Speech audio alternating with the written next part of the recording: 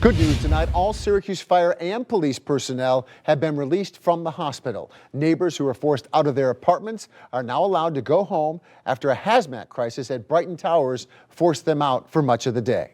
Good evening, I'm Matt Mulcahy. You're watching NBC3 News at 11. Authorities have now not confirmed what substance is responsible for killing 2 people at Brighton Towers and sending some of the first responders to the hospital for treatment. Tonight, we're investigating whether a spike of recent overdoses may be related to what happened at the apartments. We have team coverage for you tonight. Our Laura Lagarde breaks down what happened at Brighton Towers and how neighbors are reacting. And Morgan Scott digs deeper into the fatal overdoses in the surrounding community. We begin tonight with Allura. She joins us live from Brighton Towers tonight. Allura? Matt, city leaders say that this was a scary experience, and tenants I spoke to are horrified learning that 2 people had died in their apartment building. 2 people found dead in an apartment on the 6th floor of Tower 1 at Brighton Towers apartment. A 3rd person sent to Upstate Hospital, all due to an unknown substance. It kind of scares me because there is things like that going on, especially in my building. Bonnie Priest, a tenant at the apartment complex, wasn't the only one who was scared. The mayor said the same thing. It's maddening, it's frustrating, it's scary. Emergency crews responded this morning and about half an hour later started to feel nauseous and had accelerated heart rates.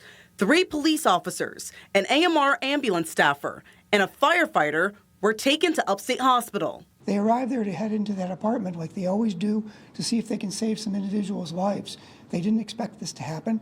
It's not as if it's never happened, but it's very rare for this to happen. Upon treating the emergency crews at Upstate, several medical staff started reporting similar symptoms. This resulted in Upstate's emergency room temporarily shutting down for 2 hours.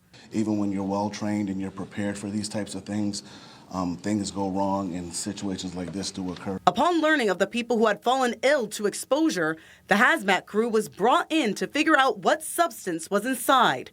The whole 6th floor of Tower 1 needed to evacuate. In total, that's 18 units.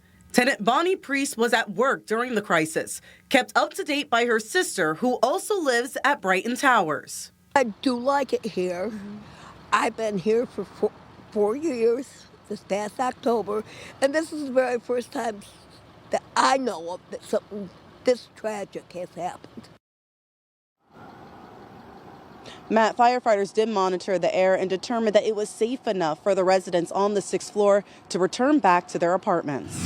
Officials have not confirmed what substance was found in the Brighton Towers death investigation, but the county executive did note a big problem in Syracuse over these last few days. There's been a huge spike in overdoses from the drug xylazine, more commonly referred to as tranq or zombie drug. Our Morgan Scott has details. County Executive Ryan McMahon said there were over 40 confirmed cases of xylazine overdoses in downtown and the southwest portion of Syracuse this past week. Certainly, we are seeing things getting cut. What were historically recreational drugs are now drugs that are a quick death sentence. Xylazine is used legally by veterinarians to sedate large animals, but it's being mixed with other illegal drugs, including fentanyl, meth, and cocaine. The zombie drug is emerging in several major cities, including Hazeltown, Pennsylvania, where one undercover officer is sharing what he sees working on the streets. Narcan is ineffective against xylazine, so if it's in place of fentanyl, solely as that narcotic, that's a problem. Obviously, that's a recipe for disaster, whether great bodily harm or death. Tranq can cause severe skin wounds, sometimes all the way to the bone, dead tissue, breathing, and heart rate issues. In Myrtle Beach, South Carolina, an opioid program is helping to prepare first responders to understand the new drug. The drug all around is absolutely terrifying. It also destroys the tissue at the injection site. So not only is it terrifying concept as the way it works and things like that, but visually as well. Just yesterday, the Food and Drug Administration took new actions to restrict unlawful importing of the veterinary sedative. That action comes just as Syracuse and Onondaga County deal with at least 40 overdoses in the past week. Locally, our strategy will continue to be to try to prosecute dealers, to work to identify those with law enforcement agencies, to educate specifically young people on the dangers of this. Advocates are arguing that the criminalization of sex work in New York is creating a more dangerous environment for those in that business. Today, community members, legislators, and advocates called on lawmakers to decriminalize consensual sex work. CBS 6's Ashley Dagger is live for us in our Albany Bureau tonight. And Ashley, a bill reintroduced for the third time this year would give sex workers more rights. Greg and Liz, this bill is known as Stop Violence in the Sex Trades Act. It would decriminalize consensual sex work, clear prior criminal convictions related to the work, but keep laws in place relating to minors or trafficking.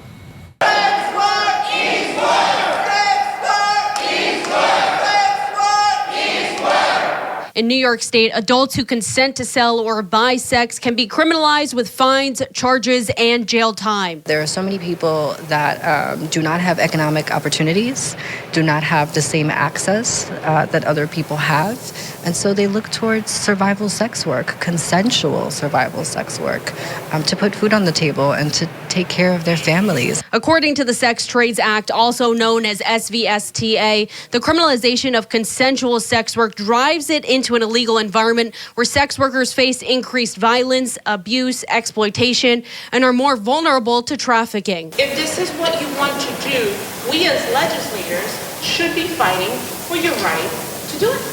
Within the bill, it would change the law in place that creates sex work illegal in New York State. It would also give more rights for people in housing and health care and remove prior criminal records of sex workers or alleged sex workers. We want to make sure that if people want to be able to exit the trade, they can. Reducing stigma and criminalization will allow people to be more, to be financially secure. It'll prevent things like housing discrimination.